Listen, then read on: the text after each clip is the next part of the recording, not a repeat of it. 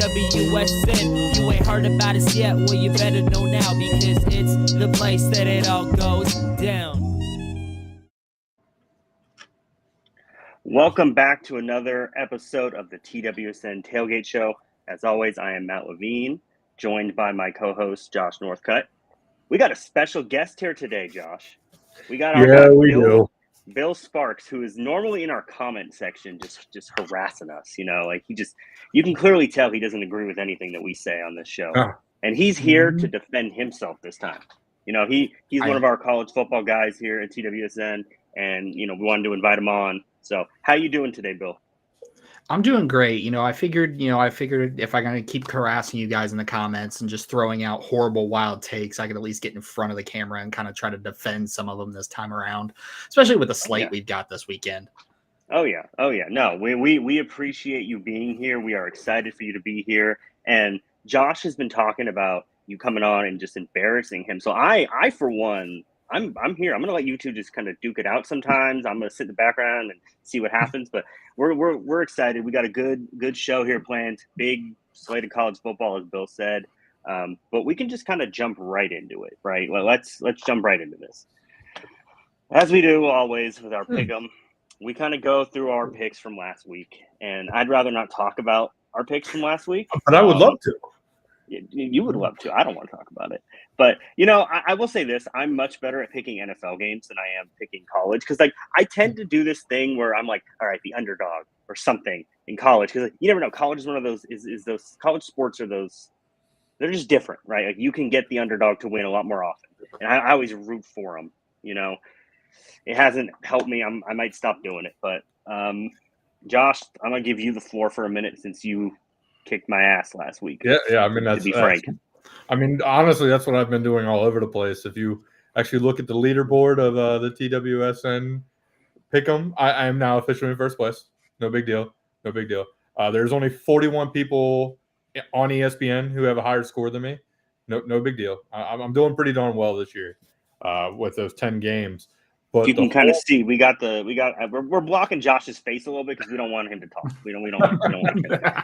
His ego's too high at this point. So we don't need. I mean, it's hard not to be right now. But as for the games, what a game between Clemson and Georgia Tech to start the whole thing off.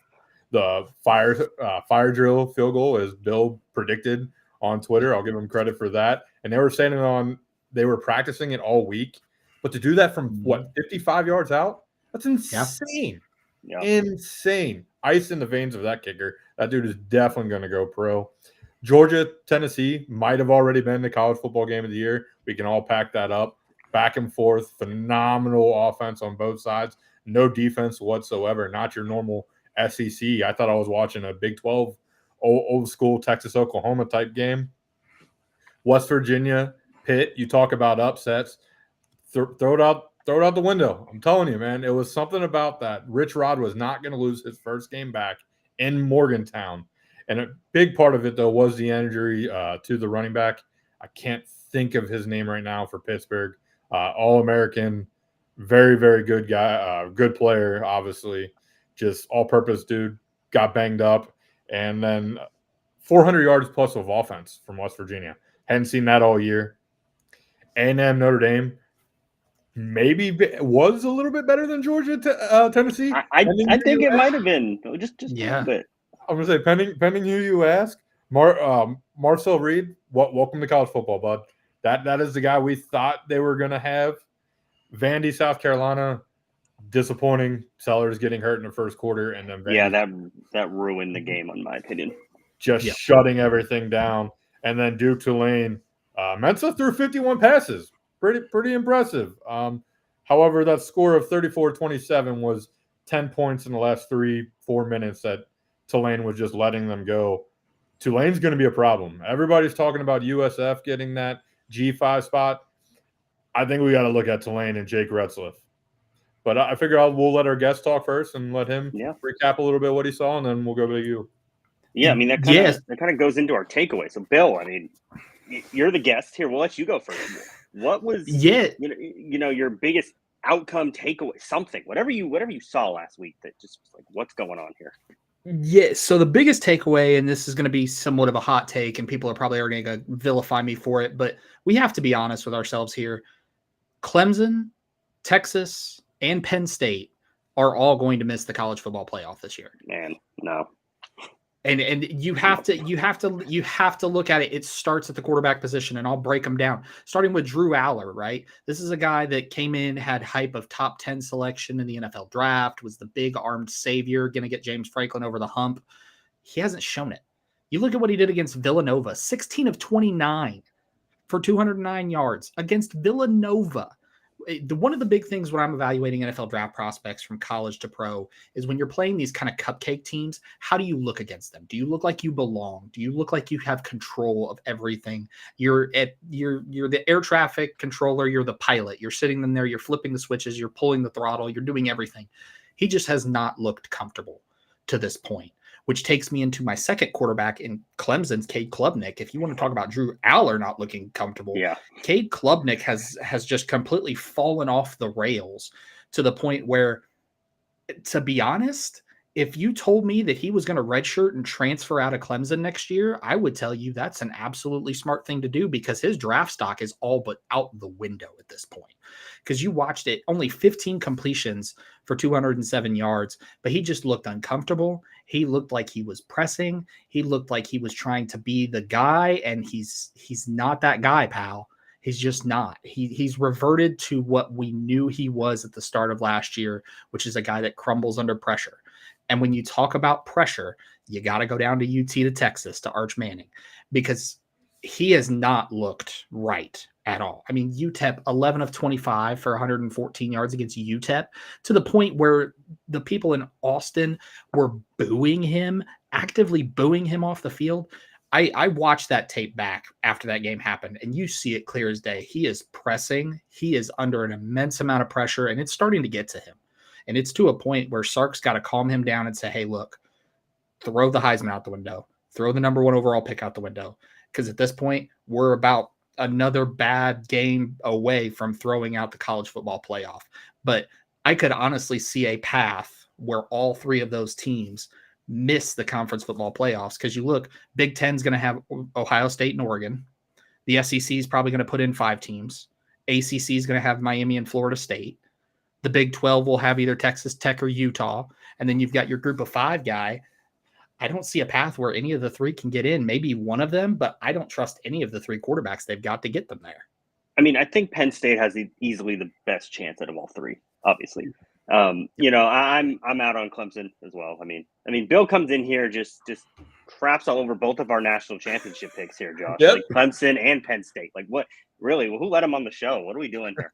But I agree with you. Clemson and Texas. I am red flag. Like I think Penn State can still hold it together because they have their schedule alone just lets them easily go. Because I think they play Oregon next week or the week after. It's one of the next 2 weeks. They're at home, and I don't know. It's a pretty hard place to win. That game's gonna tell us a lot about Penn State. But I agree. I agree with everything you said, except that Penn State's gonna miss because I still think Penn State gets it. I'm still very high on this Nittany Lion team. But Josh, do you want to respond to this because he called out your championship pick here? Yeah, well, that's the first thing I want to say. I honestly do agree. But when you look at Clemson's schedule, it eases up now for the next 5-6 weeks, basically until November 1st when they will take on Florida State. And then the following week, I think they go to Louisville. We were talking about it Saturday and on the TWSN chat. If you can build some confidence and get back to Cade, it sounds horrible to say, but just be a game manager. Don't overdo yourself. Just make the throws that you know you can make and make the plays out there. But the health is actually what I'm kind of getting worried about. I want to say 4 or 5 starters missed the game on Saturday, including 2 wide receivers. Their number 1, Antonio Williams. Yeah. It's starting to pile up there. Transfer out sounds a little crazy, but in 2025, is it really that crazy? There's already talk of Nico doing it. So, I mean, 100%. Why wouldn't Cade think about it? And especially considering you think about how loyal Cade Klubnik is to Dabo Swinney and Dabo's comments earlier this week about if they don't want me here to keep winning, ship me out. That's a comment a coach doesn't make unless they're feeling fire from a booster. I would almost not be shocked if there's some sort of a hot seat for Dabo Swinney, because everybody came in and said, hey, this is Dabo's year. It's the same conversation we have with James Franklin at Penn State. This is Dabo's year. He's got to get over the hump. He's got to do it, especially with all of his comments about how he doesn't need the transfer portal and he doesn't need NIL. He can brute force it and still do it the way it does. It's clearly showing that it's not working, because you go to LSU and you lose to the Tigers, who, brought in a lot of talent to the transfer portal. You play Georgia Tech, who went out and, oh, by the way, they got talent in the transfer portal. And again, you played a Troy team that, while they are Troy, they did bring in talent as well. And that's kind of the playing field is kind of leveling out in college football. So a lot of these lower end teams are going to say, okay, well, if you're not going to do it, we'll do it. And then we'll just pass you by. And I think that's the concern you have to have with Dabo is are we at a position where the game has passed him by? I would say so.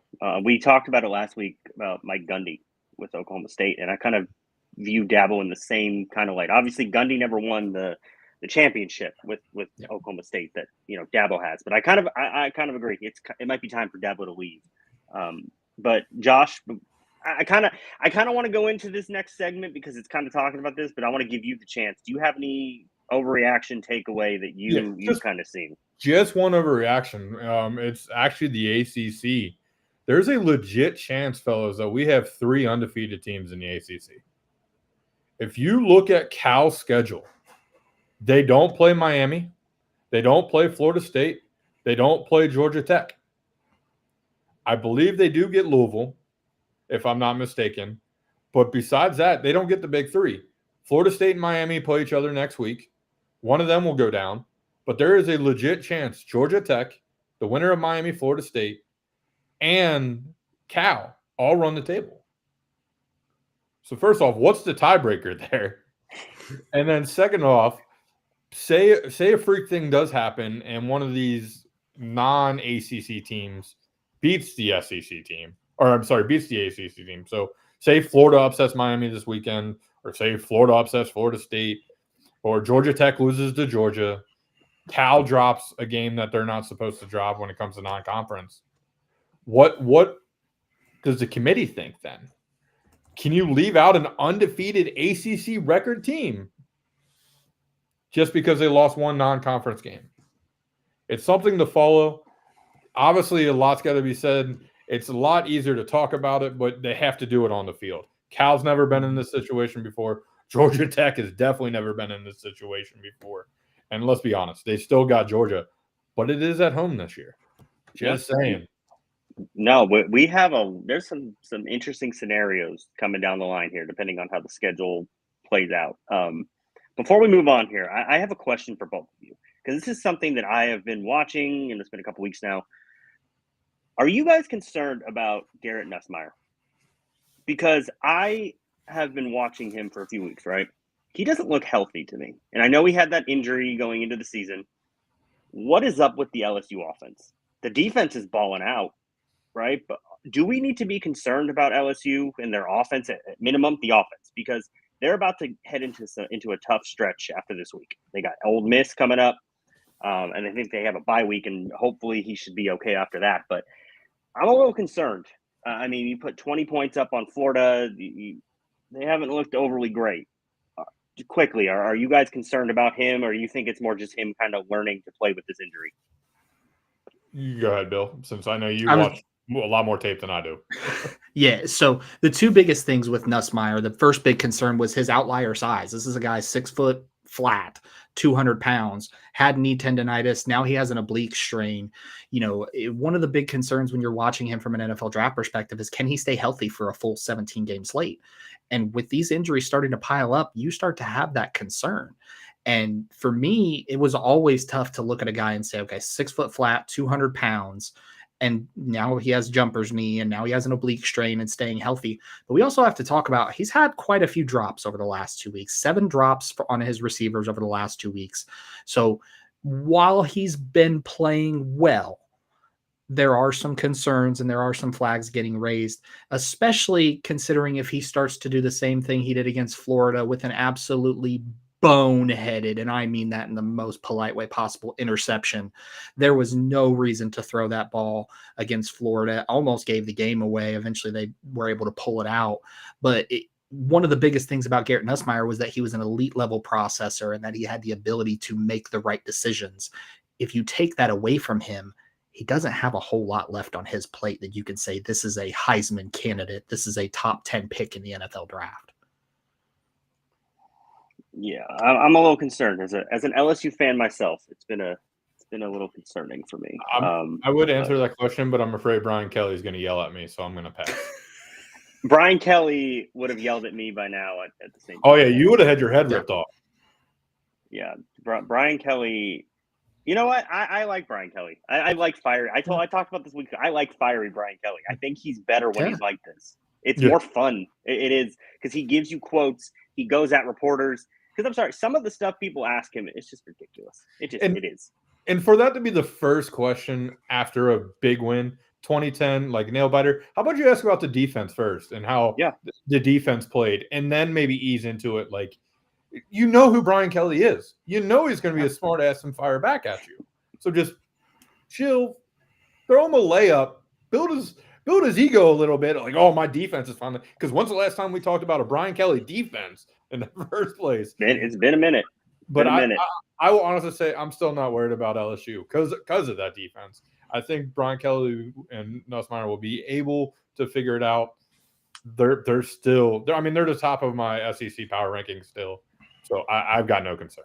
I've seen Tiger fans freaking out for the last few days. Oh, yeah. You know, I had to ask you guys.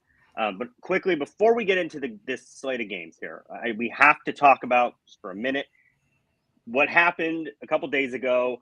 We had UCLA fire their coach. We had Virginia Tech fire their coach. What is your guys' reaction to this? Whoever wants to go first. You okay with me going first here, Bill? Yeah, you can go ahead and take this one. I'm going to say, so I wrote about this TWSN. I called it the night before. Ironically enough, UCLA's Reddit page told me I was a liar and I was giving false advertisement. But I was like, writing's on the wall. There's nobody talking about it. If you look at the chats behind, quote unquote, the payroll, people were talking about, like, there was a meeting in Virginia Tech that night to fire Pry. It was like, we're done with him. We need to move on as quickly as possible. To fire them 3 games in is a little bit ballsy, though, I will say, because of the whole portal world. You can redshirt after the 4th year. So over the next, I guess, 2-3 days, you could see a mass hiatus of, hey, I'm out of here, and they all just redshirt wherever they go. The conversation obviously will turn to, does Nico stay, does Nico not? I think Nico's too far into this. He's not going anywhere. But I'm interested to see who wants these jobs. I'm just going to throw a name out there for UCLA. Bill knows a lot about him as he's his offensive coordinator for his NFL team. But when I started digging into some names, and I posted this article, I gave a top 5 list. The number one name that came up in my mind was Tommy Rees. Tommy Rees was a talk of a conversation when he was with Brian Kelly, and then he was with Nick Saban, and now he went to the NFL, and he's got a little experience there. He's the offensive coordinator. He's from the LA area. What's your thoughts on maybe him being the next head coach, Bill? Yeah, so I think the big conversation in Westwood is going to be who is the next head coach that can get the most out of Nico, because they've invested a lot into Nico and his family. Obviously, his brother's on the UCLA roster as well. I think Tommy Rees would be an excellent fit for them, because what Tommy Rees was able to do with Jalen Milroe at Alabama, turning him into a functional passer, what he's been able to do in Cleveland to kind of help give the Cleveland offense a refresh and some staples is definitely helpful, especially his work early on with Dylan Gabriel. I think it would be an excellent fit. I think the conversation that you have to ask yourself is, how much are you going to ask to put on Tommy Rees's plate, because he's never been a head coach before. He's only been in the coordinator roles. So for me, if you're going to bring him on as a head coach, you've got to bring in some talent around him, especially as a defensive coordinator, and say, okay, Tommy, your role is going to be recruiting, NIL, and the offense. we're going to bring in a defensive-minded head coach. My thoughts would be going to the MAC and grabbing Jason Candle from Toledo and bringing him over as a defensive coordinator as a step up there as well. And then also, if you wanted to go to an offensive coordinator, maybe you grab Western Kentucky's head coach and bring that over and mesh his concepts with yours, and there's your powerhouse coaching staff in Westwood. I've heard a lot about that Western Kentucky coach because of his high power offense, and that seems like a nice combination with Tommy Rees. As for Va Tech, I know the rumor is that they want to hire a coach with experience, and I've heard Gruden's name come up. He did not make my list of 5. The 2 guys who one at the top of my list and the other the honorable mention, Mike Vick and Shane Beamer, apparently are already been taken off the list. Beamer said he's not interested in the job, kind of wants his own path, and they want to see more out of Michael Vick, which I mentioned in my article. But what would you think about Gruden being the next head coach? Matt, if you want to go first. I'm not a fan. I don't see him doing great with college kids. I really don't. It's nothing against John Gruden. I think he's a good coach. I think he needs, if he's going to make a return to football, it needs to be in the NFL. I cannot see him dealing with 18 to 22-year-olds. Granted, a lot of people probably said the same thing about Bill Belichick, but Belichick has a different vibe than Gruden. Gruden just kind of seems more, I can't even say no nonsense because Belichick was no nonsense, right? But I mean, granted, I don't even really like Belichick being in the college game, to be honest with you. So I cannot really see Gruden doing it. I don't like that. No, if I see Gruden in college, it's going to be in the SEC where his kind of rough sandpaper-ish exterior would work with a team like a Florida, maybe, which could be another team that could have a guy on the hot seat, depending on how the rest of the season goes for Billy Napier. No, I think if you're looking at Virginia Tech, I think the first call has to be to Michael Vick. I think just from a standpoint of NIL and boosters, they want to get behind something, and what better way to do that than to bring home the prodigal son in Mike Vick. And then number 2, you make a call to Shane Beamer and you make him say no. You give him a blank check. You tell him whatever you want. You want a new facility? You got it. You want a new training staff? You got it. You want the key to the city in Blacksburg? You've got it. At that point, if he says no to that, then you move on. Another name that I like in Virginia Tech, it's a possibility he stays in the SEC, but Eli Drinkwitz has done a lot for Missouri, and I could see him sliding a little bit down south to the SEC to Virginia Tech, kind of setting his own way. Another one, obviously, Alex Golish from South Florida, everything he's done at South Florida as well, just so then that way you can kind of have another, Southern guy going to Virginia Tech as well. Yeah, no, it's going to be very interesting to kind of see what happens here. But we're gonna get directly into our pick 6 pick-em as we do every single week here on the TWSN Tailgate Show. Reminder to like the video, subscribe to the YouTube channel. We're doing this every single Thursday here, so please support the channel. We appreciate it. But we're gonna get into our first game. We got SMU playing TCU. Josh, you don't get to have the stage here. Bill, you're up. What do you think happens in this game? Yeah, so the big thing when I'm looking at SMU versus TCU, you have to look at TCU's offense, which is a top 5 offense in the Big 12, 515 yards per game, versus SMU's defense is bottom 25 in the nation at 426 yards per game. But they are tied for 6th in interceptions and top 25 in sacks. So they know how to get after the quarterback, and they know how to turn the ball over, which is going to make it key. The big matchup here, you have to look at SMU's edge rushers versus that TCU O-line. Can they keep Josh Hoover off the ground? It's important to note TCU is one of only 5 teams in the nation that has not allowed a sack this season. I think that stretch continues this weekend. Give me TCU 38-35 over SMU. I am agreeing with you. I got TCU in this game. I don't know. I like Hoover. I really do. I think he's done some things this year that have surprised me a little bit. I think it's going to be a close game. I really do. I think it's going to come down to who has the ball last, because I think Kevin Jennings is a stud. He's very good. Mm-hmm. And he's proven to me this year that it wasn't just, really last year, it wasn't a fluke. I like what he's doing here. I'm going TCU. Josh, are we going 3 for 3 here with TCU, or are you going SMU? Yeah, we're going to go 3 for 3. One thing I've learned about the rivalry type games, just take the home team if you're a little bit iffy on it. It does seem like a 50-50 type game. However, if there is such thing as the college football gods, SMU will win this game because TCU is ending this rivalry after 104 years. The Iron Skillet, this will be the last year for the foreseeable future because TCU couldn't fit them on their schedule. Shame on them. Man. Absolutely. We're losing so many rivalries. And because I get it, with the way the college football landscape is, I get maybe not wanting to play SMU and wanting to go play Sister Mary of the Poor. But this game is huge in that area. CBS actually wrote an article on and goes deep into the legacy, which is why we skipped my rivalry pick, because this would have been it, but I couldn't do it justice. Saja Hajaraja, which I apologize if I said his name wrong, wrote a fantastic article on CBS. Highly recommend everybody go read it. It goes in depth on the whole rivalry. But yes, I'm taking TCU, but shame on them. I hope SMU wins. Not enough to switch your pick?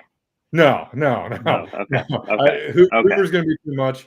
And Jennings hasn't looked exactly like everybody hoped he would, turning the ball over a little bit more this year. 90th ranked QBR. I'll take TCU at home. Okay, so we're all going TCU. Next game, I don't want to talk about because it has a team that we've erased from my memory here. So we got Arizona State and Baylor. Josh, I'm going to give you the floor first here. Where are you going with this game? Yeah, so I was going back and forth, like literally back and forth with this one. And then I remembered what happened to Baylor in week 1 when they faced a mobile quarterback who could pick up the yards on the ground. Jackson Arnold made him look bad. Sam Levitt's supposed to be better than that. So give me ASU to upset or beat Baylor. And, yeah. I love the analysis. Totally kidding. Bill, look, I'm sorry. Hey, look, I'm not Bill. I don't got numbers lined up for days. Sometimes I just go off my gut. No, I am totally kidding. No, I kind of agree. If Arnold did this, I don't know. I don't know what Arizona State's going to do. But Bill, are you going with Arizona State, or are you going with the Bears to defend home field? I'm taking the Bears to defend home field, and the big reason is you look at that Baylor passing offense, second best in the Big 12 at 368 yards a game. Arizona State has the worst passing defense in the Big 12. But the saving grace for Arizona State is they have the third best rushing offense in the Big 12 versus Baylor has the bottom 3 rushing defense. So the matchup to watch here, you have to look Keaton Thomas, Baylor linebacker, second in the Big 12 in tackles, top 12 in the country versus Arizona State's run game between Raheem Brown, Kanye Udoh, and Sam Levitt, who have combined for almost 100 carries, almost 600 yards and 6 touchdowns. This game is not going to be one of those slow prodding games. This is going to be an old school Big 12, Pac-12 after dark classic. Got Baylor 38-31 over Arizona State. So I'm the tie, I guess, here. So if anyone has watched this show, I erased the memory of Baylor. And I'm about to commit a cardinal sin here. I'm going with the Bears. I'm back on the Baylor train. No, I'm back. I am back on the Baylor train for 1 week. 1 week. Arizona State looked pretty good last week against Texas State. And I know Texas State is Texas State, but their offense is really good. And they were able to slow down Texas State a little bit. Baylor's averaged 38 points a game. Their offense is obviously the strength. Their defense is, we all know what their defense is. So I'm concerned a little about the mobile quarterback against this Bears defense, but I don't care. I'm back on Baylor. Let's go. This is Baylor's chance to win me over one more time, and I will erase everything. It's a temporary. We're back, and then we're going to erase it again next week if they lose. Dave Aranda, I need you to win this game. Please win this game. I need you to win this game. This is my plea to Baylor, all of the fan base.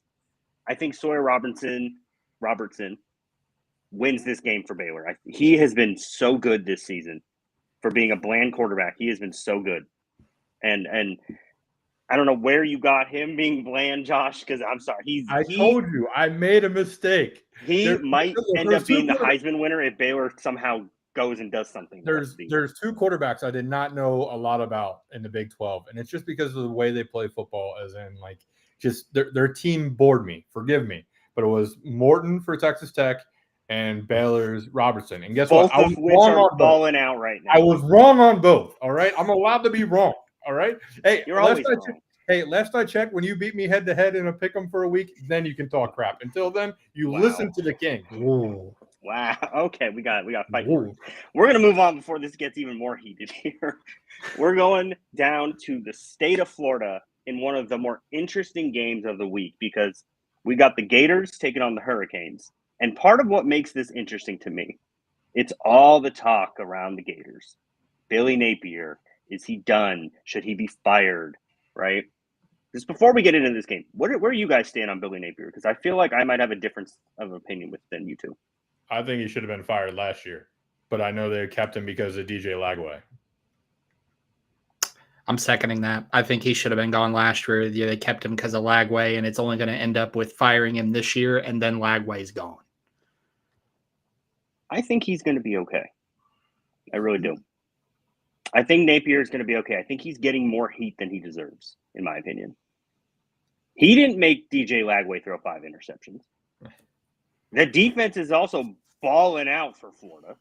Yeah. Like, when I say balling out, I mean balling out. They have allowed 2 touchdowns all season. It's the offense that's letting them down right now.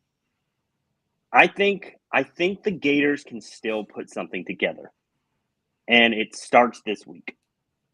I am not going to pick them to win this game because I think the Hurricanes are going to beat them because I think the Hurricanes are just a better overall team.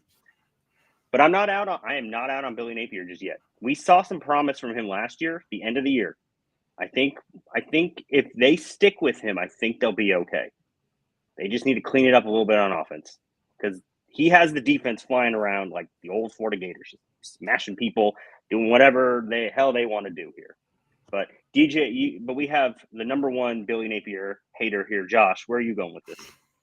So obviously the offense hasn't looked right, as you mentioned. 26 points over the last 2 weeks. DJ Lagway, 2 touchdowns, 6 interceptions versus USF, LSU. Miami's at home. They just beat USF by 37. So surely I'm taking the U, right?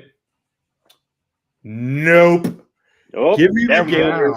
Go into Miami, pull the upset, and win that one game to keep Napier's job for at least one more week. Because I will say this, if they don't win, I think he's fired by Monday, and I'm going to be writing another article late Saturday night. Wow. So, one second. To that credit, I actually wrote something a couple days ago that Billy Napier has one way to save his job. He cannot get blown out in this game. If they keep this close, I think he stays. Anyway, you're up, Bill.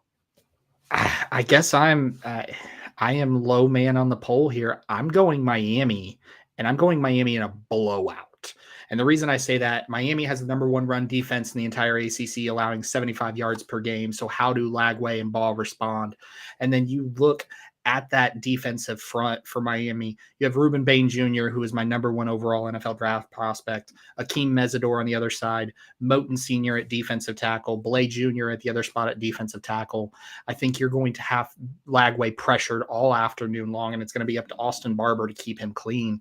But the problem is, with that run defense as stout as it is, you're now going to put the ball in Lagway's hands. And we just saw last week what he tried to do against LSU when you put the ball against his hands. I'm going blowout here. I've got Miami 35-17, and Napier is fired by Tuesday morning. Which, by the way, how about Carson Beck and the redemption story that man is on right now? It's been great. Along with Mantier, unbelievable the story that he's having and the performance. But I just have a gut feeling, and I could be way wrong. It's just the same feeling I had with the Mississippi. You're going to be wrong. Situation. Same situation as the Mississippi State. Everybody told me I was going to be wrong about that one. Florida is going to make enough plays, and Carson Beck is going to be bad Carson Beck, and the Gators are going to come out on top. Just to promote my Billy Napier narrative, I'm hoping you're right. But for the pick'em, I'm hoping you're wrong, so then I gain a game on you. That's what I need. But I mean, I could drop like all 10, and I'd still be in front of you. So wow. Okay. Ooh. Well, You know what? Okay, whatever. It's okay. You know what? Now we're going to your team. I don't want to talk about team here. No, we're going to your team. I don't want to talk about your team. I'm going to let you talk first because your team is going on the road to face the Cornhuskers. We got Bryce Underwood and Dylan Raiola. Enough said. I mean, that's a hell of a quarterback matchup, right? Like that's an awesome quarterback matchup. I'm gonna let Bill go first here because I know you're in your feelings, Josh. So, Bill, where are you going with this game? Yeah, so when you look at this game between these two teams, Nebraska, #1 passing offense in the Big Ten, 366 yards per game, and the #1 passing defense. If it's one thing they know, it's how to pass the ball and how to stop it. But they don't know how to stop the run. Bottom 4 in the Big Ten in terms of rushing defense, allowing 136 yards per game.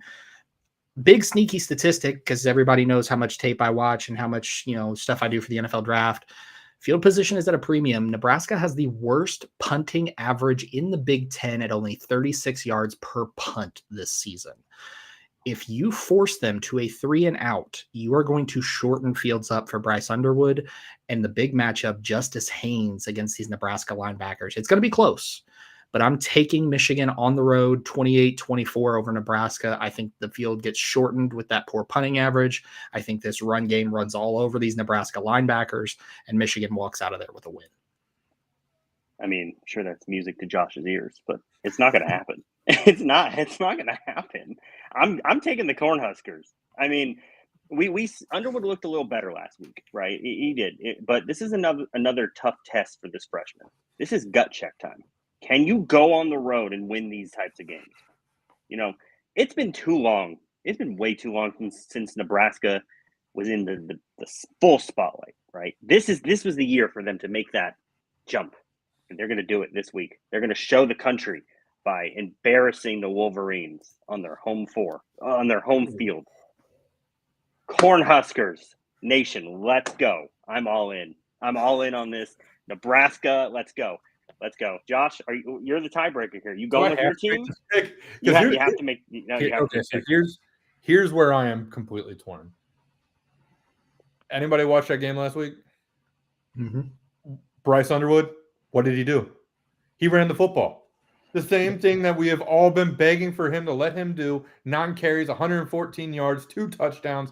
And then guess what it did? It freed up the air. The safeties weren't able to just sit back and just wait in coverage. They had to come up because they were worried about him running.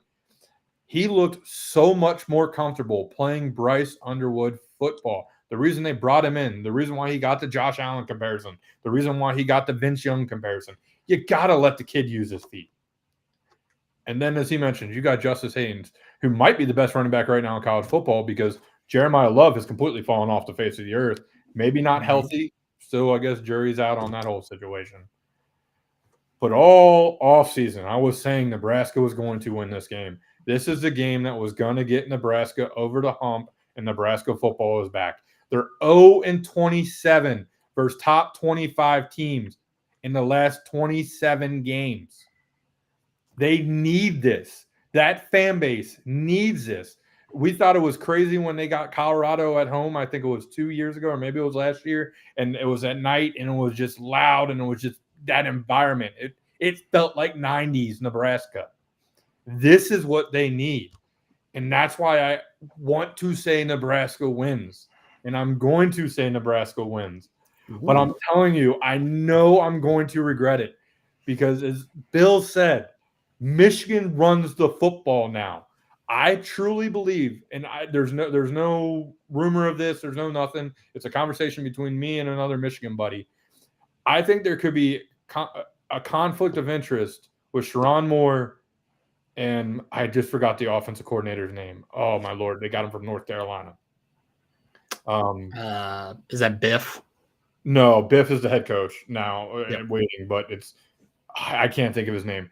But the conflict of styles. Sherrone still wants to just do the traditional Jim Harbaugh type offense, and the North Carolina coach who came over is trying to innovate it and let the quarterback use his legs and throw the ball a little bit more. There's no proof of this. There's not. But it's just watching the difference of tapes of Central Michigan offense and the offense that showed up versus Oklahoma. So, again, I'm going to go with Nebraska. I'm not going to change my pick from the beginning of the year. But hopefully Saturday night, Michigan just runs through them, and I can just keep laughing about it because they are going to run the football. And if Brendan Sorsby can run for 200 yards on this Nebraska defense, what can Bryce Underwood do? Nothing, because they're going to lose. You're pulling what I did in week 1 with LSU, where I picked Clemson, and then I was like, I'm like, oh, please let LSU. That's literally what you're doing right now. I will never be happy about being wrong about a pick, except for I am every last November or last game. Cornhusker Nation, stand up. We're coming for Josh. If you regardless, we're all going for Josh. Every single Cornhusker fan, we're going. We're gonna find your address. We're gonna heckle you. Oh boy. We're all gonna be in the corn suits. It's gonna be great.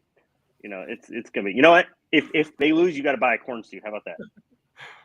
If they win, I'll buy one. I don't know. We'll figure something out. Yeah, we'll figure it out. I'll buy one of those stupid little corn hats. Yeah. Well, oh wow, I'm calling the corn stupid. All right. Well, we'll see. We'll see what happens. We're going over to Texas Tech and Utah, which are two of the more intriguing teams from this season. Take it away. I'm gonna let Josh start this one because I know you're still in your feelings, but I want to hear your analysis here. All right. So for this one, I'm all about trench warfare. And if we're going in the trenches, Utah has the advantage. I will be the first to admit, I didn't know how good Utah's offensive line was before the year started until Mr. Bill Sparks introduced me to the tackles of Utah. But they legit have 2 first-rounders at worst. Bill made the idea top 15, wasn't? Or you said even top 10 possibly. 2 in the top 10 and Spencer Fano and Caleb Lomo. Yeah, so that alone, trench warfare. Texas Tech, don't get me wrong, spent a lot of money in the NIL. It's no doubt about that. But I just think the familiarity of Devin Dampier in that offense and just the trenches of Utah, plus a home game, which, by the way, crime, 10 a.m. Utah time, 10 a.m. What are we doing? The next game we're going to talk about should have been the big noon kickoff, and this one should be the one going on at 7:30 at night. Mm-hmm. But what do? We don't book these games. But anyway, I'm going to take Utah, home field advantage, the trenches, and Devin Dampier's familiarity with the offense. But I will openly admit, Texas Tech's offense scares me. Absolutely scares me. Because boy, oh boy, does Morton, he's pushing Sawyer Robinson for the best quarterback in the Big 12, I'd say. Which I'm sure Phil's about to prove correctly. I'd agree with that. I'm going with the Utes as well because I just think the home field is going to make a difference here. But, Bill, are you going the clean sweep with us, or are you taking the Red Raiders? I'm wrecking it with the Red Raiders. I'm taking the Red Raiders, and here's the reason why. You look at this Texas Tech offense, second in the nation in terms of total yards per game at 602 yards. Baron Morton, we have to start talking about Baron Morton as a Heisman candidate and an NFL draft pick because you watch at what he does back there, 923 yards, 11 touchdowns, and an interception just as a passer. The way he moves in the pocket and the way he's able to dissect accurately, there is a lot of Tony Romo in his game, and he is a top 50 selection. And I'm glad Josh brought up Caleb Lomu and Spencer Fano for trench warfare because I got a counter in David Bailey and Romello Height in quick pressure situations. So that's where an edge rusher gets to a quarterback in 2.5 seconds or less. David Bailey and Romello Height combined for 17 occurrences of that. They will get after Devin Dampier quickly. They will push the pocket quickly, and it's going to be on Lomu and Fano to stop them. It is going to be a trench warfare. But I've got this game being an absolute barn burner shootout, but I'm taking Texas Tech 45-42. Man, he's making me want to switch my pick here. Well, no, that's the thing. I knew he was going to come in with some stuff about Texas Tech. Me and him have kind of talked about this, but it's just he had me so sold on this Utah team. I've got a wager on them to win the Big 12. I think they are that good. It wouldn't surprise me if these two teams are playing each other again in 2 months or whatever in the Big 12 championship. The way these two teams are built, if they just run the table the rest of the year, it would not be surprised to see them run it back on a neutral field. But it's just. My question is for you, Bill. What is the size of the D line for Texas Tech, height wise? Because everybody always makes fun of me because I'm always iffy on the short quarterback. Devin Dampier is not tall. Last I checked, he is the definition of a mobile quarterback. He loves to use his feet more than anything. So what is the size of maybe getting a palm on the football or just knocking the passes down at the line that throws them off compared to normal? Yeah, so when you look at this defensive line for Texas Tech, the two edge rushers that I talked about, Bailey and Romello Height, they're 6'3". Skylar Gill Howard at 6'1", but then Lee Hunter, the big boy, at 6'4", UCF transfer. I mean, you look, that's 4 bona fide studs along that defensive line that are going to push that pocket. And yes, you have Lomu at left tackle and you have Fano at right tackle, but you also have a couple of liabilities, I'll say, at center. When you look at Kump, hasn't really played this well this season. Togiai at left guard hasn't really played all that well this season. So while the tackles are very good, there's a little bit of liability on the interior of that line. And then on top of that, the Utah wide receivers, while Devin Dampier is a magician back there, he doesn't have a whole lot of talent around him. This is a Utah team that Devin Dampier is kind of elevating, and they're still probably a year away from being the team. For me, with how the Big 12 shapes up, this is a team that this is probably going to be the Big 12 championship, if we're being honest, in this game. But I'm taking that defensive line of Texas Tech, and I'm trusting Baron Morton more than I am Devin Dampier at this point. That's definitely fair. It's going to be one of our games of the week here, but I know you both have been itching to talk about this next game. So I'm just going to give my pick real quick, and then I'm going to let you two just duke it out here, because I know you guys are separate ends of this. But I'm just going to say this. The Illinois offensive line is a problem. Like, it's bad. They're ranked 112th in pressure rate this season. Not very good. Indiana also leads the nation in tackles for loss with 11. Just going to throw that little statistic out there. I think it could be a close game. I'm taking Indiana, but I'm going to give the floor to Bill. Bill, you're up. Explain to us who you think is going to win and why Josh is probably wrong. You look at Indiana's last 2 games, and yes, I get it's Kennesaw State and it's Indiana State, but they outscored those 2 opponents 129-9. And then you throw in Old Dominion. They beat Old Dominion 26-14, and we just watched what happened with Old Dominion against Virginia Tech. They got throttled. And it starts. IU has the second best passing defense at 105 yards per game.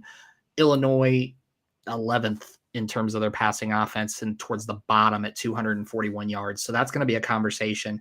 The big thing for me, though, is the rushing defense. Illinois, best in the Big Ten, 14th in the nation in terms of stopping the run at 74 yards a game. But IU sits at best in the Big Ten, 3rd in the nation at running the ball at 306 yards per game. Part of that, obviously, is with Lee Beebe Jr., who's now out with an injury, but you still have Fernando Mendoza, you still have Roman Hemby, and others behind him. The big thing, and I'm glad Matt touched on it, is that offensive line of Illinois is a problem. When you look at the edge rusher, Mikhail Kamara, going up against Melvin Priestley, the Illinois right tackle, and then Tyreek Tucker, the defensive tackle, going up against Brandon Henderson, those two are liabilities on that right side of that Illinois offensive line. So they're going to be right in Luke Altmaier's face every afternoon. Another key thing that came out, Brent Bielema mentioned it, no Xavier Scott this weekend for Illinois. So obviously you're going to be looking at some cornerback issues on the back end of that defense. The key matchup here, it's Fernando Mendoza versus Luke Altmaier, and which QB makes the biggest plays with the fewest mistakes. I'm taking Bloomington. I'm taking that home field. I'm taking the Hoosiers 31-27. It is going to be closer than people think, but I've got the home field advantage to the Hoosiers. Josh, tell me how I'm wrong. Yeah, Josh, the floor is yours to tell us why you're wrong. So you are wrong. So first off, I get the Illinois offensive line. It is a little bit worrisome. That is not exactly what Brent Bielema is built on. This is the man who just made offensive line turn pro at Wisconsin. So they take pride in offensive line underneath him. However, experience is key here, in my opinion, for number 1. 9 returning on offense, 7 on defense, now 6. I like the experience of the familiarity. Caden Fegan, talked about him last week. I can talk about him again. That man is a truck. Tackling that man 25 times a game, no thank you. 6'4", 250. Not touch. No, sir. I'm to the sideline I go.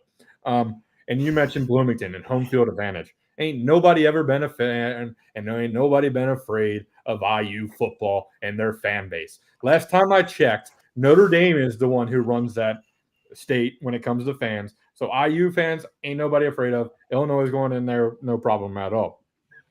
On top of all that, IU's schedule, they took pride in the SEC non-conference schedule. Well, I've seen this before there, Kurt Signetti. I've seen an offense put up 120 points in 2 games and then come out versus a better team, not even a better team, just a conference opponent. I watched Ole Miss do it last year versus Kentucky and choke. So congratulations, Indiana. You are now Ole Miss. That's who I think you are. You don't want to play anybody. Guess what? There you go. And you honestly, you got a loudmouth head coach just like Ole Miss does. Let's be completely honest. And then on top of all that, Rick Neuheisel, I was watching his preview of this game on the CBS Sports. I bounce around. I like listening to other experts' takes because obviously we can't watch everything. However, he reminded me of something. Do you know who led college football in comeback victories last year? Luke Altmaier. With 5. Close game. I'm going to trust Luke. No doubt about it. And one interesting fact, and it's going to be whether you're going to get the IU version of it or the Cal version of it. Illinois loves man defense and they love blitzing. Now, does it change a little bit because their star corner is down? We'll have to wait and see. However, this year, Mendoza is 144th ranked PFF grade versus man defense. I can't confirm what the stat number is of how many that is, so I do apologize about that. I didn't dig that deep into it. However, at Cal, he was 29th, and versus the blitz, he was 19th. So he's been very good versus it in Cal, and he has struggled versus it here in Indiana. Could it be the whole not knowing the offense fully, still new adapting to the wide receivers and whatnot? But when it's all said and done, give me Luke Altmaier, give me the Illini to go in there and wax Indiana and remind them they're not Big Ten football. Kurt Signetti doesn't get to walk into the Big Ten and dominate anymore. It was a fluke year. And Illinois wins by at least 2, if not 3 scores. So Josh has chosen to piss off Cornhusker fans, Hoosiers fans, and somehow Ole Miss fans in this segment here. You're just gonna have people at your door. We're gonna send them your address. Like anyone lists Hoosier fans, Cornhuskers, Rebels, let's all get together. Let's just go. Let's just bombard Josh's house and just be like, you're wrong. Because everyone just tell me he's wrong. Bill, do you have a response? Last time you told me wrong, I ended up in top of the board. So I mean, no, you're perpetually wrong. I don't care if you're right. You are just wrong in general, no matter what. Well, Bill, response, or are you sticking with your points that Josh is wrong? I'm sticking with my points that Josh is wrong, because while Luke Altmaier does indeed have the most comeback victories with 5, if this Illinois team is to be believed and to be such a star, and like Josh has said, Luke Altmaier is not going to be in a position to have that ice in his veins where he's going to need that. So I'm going to throw that out the window, but I will throw this. You look at last season with Luke Altmaier, when he went on the road to Penn State, 61% completion percentage, 185 yards, 1 touchdown. You look at when he went on the road to Oregon, 48% completion percentage and 2 interceptions. You look at when he went on the road against Northwestern, 170 yards, 2 interceptions. If there is one glaring weakness in Luke Altmaier's game, it's when he goes on the road. Yep. And now going on the road to Bloomington, I don't know. I was gonna fire back because the 2 you mentioned are arguably the 2 toughest places to play in the Big Ten, and then you threw Northwestern in there, and I got nothing. I got nothing. You always do that to me, Bill. It's not fair. Just drop the third one. You know, honestly, the road thing and the offensive line issue is why I'm going with Indiana, because I also had that down with the road issues with him. It's a problem. Can he break that trend? I don't know if he can. Here, I'm not gonna support it until he shows that he can do it. And while Bloomington may not be the top tier environment, whatever, it's still a road game in college football, a top 25 team. It may not be Notre Dame, but how has that worked out for Notre Dame? Let's be real. What does that happen? Notre Dame's lost some games at home over the last few years. Nobody's afraid. I've been in that IU stadium before, and nobody's afraid of walking in the IU. Nobody. Prove me wrong. Go win, Kurt. Go win. Prove me wrong like you did all last year. I mean, he's going to, because you're wrong. So, it's okay. It's okay. But any last thoughts, predictions that you guys want to throw out there before we get out of here? for the upcoming week, because we got a good week of football coming up. Go ahead, Bill, if you got anything. I was going to say, I think the biggest thing that we have to look at when we're looking at this week's slate of college football, I'm really, really excited for Michigan State USC, and partially because I am an Aiden Childs fan. I've been an Aiden Childs fan since the summer. I think he's finally turned the corner. You watch what he did against Boston College. Now he's going on the road to play USC, arguably his toughest game of the season. And we also have to have the conversation, is USC back? They might be. I think they might be. They've looked I think very they good. might be. I think they might be. And that game between Michigan State and USC, between those two teams, I think is going to tell a lot about both Aiden Childs and USC's offense. It's an 11 o'clock kickoff in the Coliseum on Fox. I will be tuned into that one because we have to have that conversation that USC might be back. Yeah, I talked about it in our first show. I thought Lincoln Riley was on the hot seat entering the year. So far, he's proven me wrong, and I'm here for it. The college football is better when the Trojans are good. It's just a thing. It's just a thing. I was going to say the Big Ten needs one of those West Coast teams outside Oregon to be good again. Like they need that for the brand. Washington's kind of floating around, but I don't know if I can ever get there. What they need is that LA market to be good, whether it's USC or whether it's UCLA. It's not going to be UCLA for right now. Yeah. No. As much as I wanted them to be this year. I'm going to say I had two things quickly before we went. One, Bill kind of stole my thunder, but the fact that Michigan State and USC hasn't created a Trojan horse trophy for that matchup, shame on them. It's simple. That's what college football is about, right? Stupid little trophies, everything else. Like that is just a simple one. Spartans, Trojans, the Trojan horse. Plain and simple. It's a new rivalry. Maybe they'll do it. Well, I want it made now. I'm impatient. You call up the AD and let's see. I don't want to call up that AD. I don't like Michigan State. They're a little brother. Anyway, the other one I wanted to mention though is I have to ask you. Me and you both are super high. We're super high on Auburn. I am very worried that they are losing this weekend. So I ask you to try to change my mind. And Bill, if you think somehow Auburn can go into Oklahoma and win, feel free to change my mind. But I am absolutely terrified that Moneyline Mantier is going to get another Heisman notch and go up another podium or another step on becoming a Heisman favorite this weekend. I think Auburn's got this. I really do. I'm sorry. I am not fully sold on Oklahoma just yet. I'm not. Mantier looked a little shaky last week to me.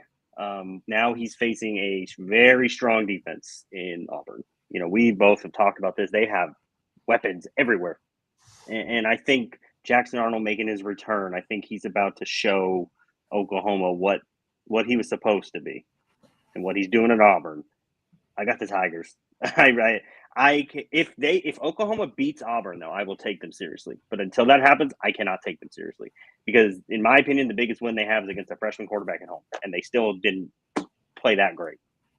And Underwood struggled a little bit. That made it a little easier for them. So Oklahoma needs to prove something to me. Still, I'm taking Auburn. Bill, are you taking Auburn? Or are you going Oklahoma? I'm going Oklahoma, and it's because I trust Moneyline Mantier over Jackson Arnold. I've seen the Jackson Arnold show, and I've seen what it is. But I think the biggest matchup that we have to watch on Saturday for that Auburn-Oklahoma game is that left tackle spot between Keldrick Falk and Howland. If it starts early with Keldrick Falk and he becomes the guy that we all thought he was, top 25 draft pick in this class, top edge rusher, it's going to be a long day for John Mantier. But the big thing I will say is right now the spread is set at Auburn +7. Auburn is 1-2 against the spread this season. So if you're going to take it close. If Auburn walks out of there with a win, this is going to be a 3-4 point win. It's going to be closer than we all think. Oh yeah, no, it's going to be a good game. I'm excited. This whole weekend is setting us up for probably arguably one of the best weeks next week. I mean, we'll talk about that next week, but the slate of games next week is insane. So everything that happens this week kind of set us up. But if that's it, then we'll get out of here. We want to thank everybody for tuning in. Make sure to like, subscribe, pay attention to the YouTube channel. We are doing this TWSN Tailgate show every single Thursday 6 p.m. Eastern, 3 p.m. on the West Coast for my West Coast people. Go West Coast. Anyway, I am Matt Levine, Josh Northcutt, and we have our guest, Bill Sparks, here. We will see you next time. Thank you for tuning in. This is TWSN. You ain't heard about us yet, well, you better.